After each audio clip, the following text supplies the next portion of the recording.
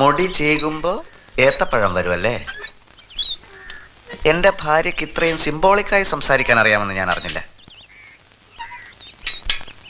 ഞാൻ ഓടിയെന്ന് കരുതില്ലേ? ഇല്ല മോളെ, അച്ഛൻ ഇതുവഴി വന്നപ്പോ ഞാൻ അതുവഴി പോയി, അച്ഛൻ അതുവഴി പോയപ്പോ ഞാൻ ഇതുവഴി വന്നു. ചെറിയൊരു കണ്ണുപൊത്തിക്കളി.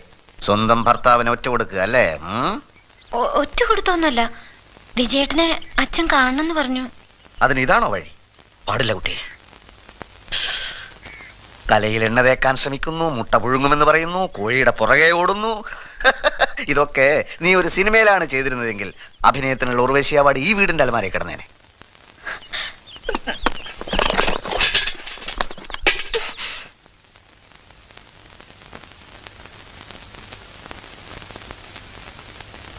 ഫീൽ ചെയ്തോ?